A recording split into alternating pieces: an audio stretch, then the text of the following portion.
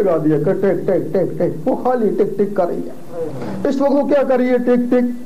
جس طرح پانی سے رگڑ کھاتا ہے بجلی بنتی ہے، اسی طرح وہ جو ٹک ٹک خون کے ساتھ خون کو آگے دھکیلتی ہے. خون میں کئی پانی سے زیادہ طاقت ہے، جب وہ خون سے ٹکراتا تو بجلی بنتی ہے. اب تمہارے اندر 1.5 واٹ بجلی ہے. اب وہی ٹک ٹک ہے جب اللہ اللہ کے ساتھ ملتی ہیں تو پھر وہ جو نور بنتا ہے. دودھ ہی ہے، جب تک رگڑا نہیں لگے مکھن نہیں بنتا. ذکر یہ عبادت ہی ہے، جب تک رگڑا نہیں لگے نور نہیں بنتا. جب دل کی دھڑکنیں اللہ اللہ کرنا شروع کر دیتی ہیں تو اللہ اللہ کرنے سے پھر ان میں نور بننا شروع ہو جاتا ہے. کیونکہ دھڑکن کا تعلق خون سے ہے اور وہ نور باہر نہیں جاتا، وہ سیدھا خون میں جاتا ہے. خون سے ہو کے تمہاری نسوں میں آ جاتا ہے، نسوں سے ہوتا ہوا تمہاری روحوں تک پہنچ جاتے ہیں. وہ جو 7 مخلوقیں تمہارے اندر ہیں وہ ان تک پہنچ جاتا ہے. جب ان تک پہنچتا ہے تو وہ بیدار ہو کے وہ بھی اللہ اللہ کرنا شروع کر دیتی ہیں. پھر تم سوتے رہنا اور وہ اللہ اللہ کرتی رہیں گی. اب تک تم قبر میں چلے گئے تو وہاں بھی اللہ اللہ ہوتی رہے گی، یوم محشر میں بھی اللہ اللہ ہوتی رہے گی. اب جب وہ اللہ اللہ کرنا شروع کر دیا، اب اللہ کا جو نور ہے وہ اس دل میں اکٹھا ہو جاتا ہے. اللہ تعالیٰ نے انسان کو بہت دور بھیجا. چاند میں جانے کے لیے کئی سال درکار ہیں تو اللہ تک جانے کے لیے تو پتہ نہیں کتنے ہزاروں سال چاہیے ہوں گے. پھر اللہ سے یہ انسان رابطہ کیسے کرے؟ اس نے اس کے اندر ایک ٹیلی فون لگا دیا کہ جس کو بھی مجھ سے رابطہ کرنے کی کوشش کری اس ٹیلی فون کو آن کر لے گا، مجھ سے رابطہ ہو جائے گا. یہ دنیا میں نظام جو ہے یہ زہری موبائل کا ہے. اس میں بجلی ہوگی تو کام کرے گا اور اس فون میں نور ہوگا تو کام کرے گا نا. اللہ، بجلی کی لہریں یہاں سے اٹھیں گی تو سیدھی امریکہ، اگر کہیں نور ہوگا تو اس کی لہریں اٹھیں گی تو سیدھی عرش مولا. جب تمہارے اندر نور آ جائے گا وہ تمہارا ٹیلی فون آن ہو جائے گا. اس وقت تم نماز پڑھو گے تو وہ ٹیلی فون نماز اوپر عرش مولا میں پہنچائے گا. وہ نماز مومن کا معراج ہے. یہ نماز نہیں ہے، یہ تو جاتی ہی نہیں ہے نا. جو جاتی ہے وہ معراج ہے نا. تو مومن قرآن مجید فرماتا ہے، احرام نے کہا بھی ایمان لے آئے. اللہ تعالیٰ نے فرمایا نہیں، ان کو کہو صرف اسلام لائے. مومن تب بنو گے جب نور تمہارے دل میں ہوتا ہے. اب تم نے قرآن پڑھا تو قرآن بھی اندر ٹیلی فون لگا ہوا اور سیدھے عرش مولا. اللہ تم نے بات کری تو بات بھی اس ٹیلی فون کے لیے سیدھی اوپر پہنچ گئی نا. روحانیت تو یہ ہے نا، روحانیت نور سے ہے نا، نور کے بغیر روحانیت نہیں ہوتی.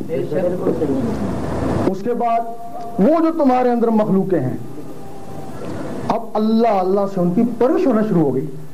ان میں طاقت نہیں ہے، صرف ایک مخلوق ہے جس میں طاقت ہے، وہ ایک شیطانی مخلوق ہے تمہارے اندر.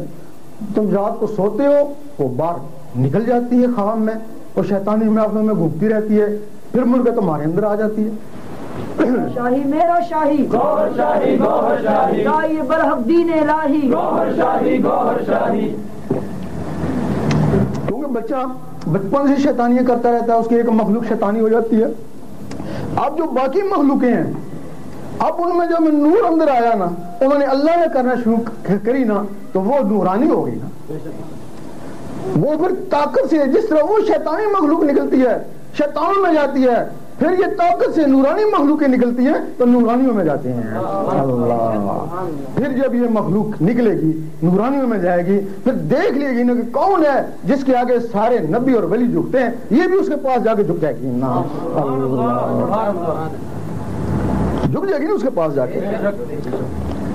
یہاں پھر 2 طرح کی شریعت ہے، ایک تمہارے لیے شریعت ہے، ایک تمہاری روحوں کے لیے شریعت ہے. جو تمہارے جسموں کی شریعت ہے اس کو شریعت معمولی کہتے ہیں، اور جو تمہارے روح نمازیں پڑھتے ہیں نا ان کو شریعت احمدی کہتے ہیں. حضور پاک کے جسم مبارک کا جو نام ہے، جسم مبارک کا محمد صلی اللہ علیہ وسلم، آپ کی جو روح ہے جو اس کا نام ہے احمد ہے. آپ کی ایک مخلوق افا ہے اس کا نام حامد ہے، اور ایک مخلوق ہے دماغ میں انا اس کا نام محمود ہے. اب تمہاری روح جب اس قابل ہو گئی تو وہ شریعت احمدی میں چلی جائے گی.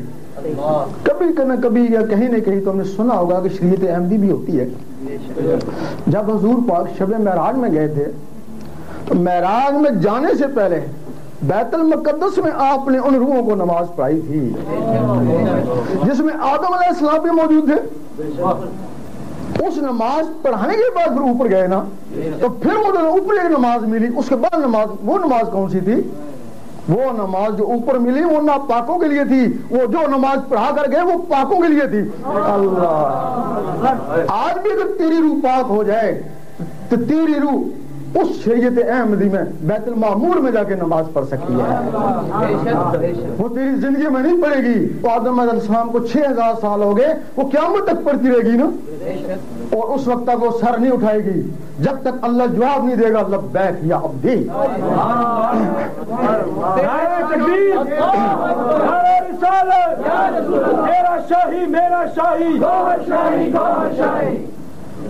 اب مسلمانوں میں فرقے کیسے بن گئے, ہر کتاب والوں میں فرقے کیسے بن گئے؟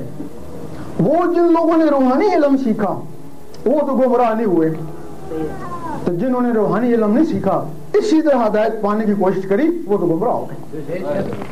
تو آیت میں بھی ہم نے پڑھا ہے, قرآن میں بھی پڑھا ہے. قرآن فرماتا ہو دلیل متقین, میں ہدایت کرتا ہوں پاکوں کو, جو پاک ہو جاتے ہیں میں ان کو ہدایت کرتا ہوں.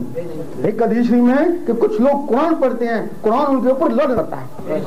وہ جن کے اندر کتے ہیں, جن کے اندر کتے ہیں, جب قرآن پڑھتے ہیں وہ ان کو لڑ کرتا ہے نا. مجدد صاحب فرماتے ہیں کہ مقتدی کو چاہیے کہ پہلے اللہ کا ذکر کرے, اپنے نفس کو پاک کرے.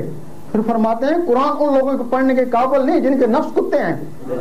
فرماتے ہیں پھر متقی کو چاہیے قرآن پڑھے, یعنی جب پاک ہو جائے پھر قرآن پڑھے, پھر قرآن اس کے اندر جائے گا نا. اس وقت ایک لمحہ فکریہ 100 سال کی عبادت سے بہتر ہے.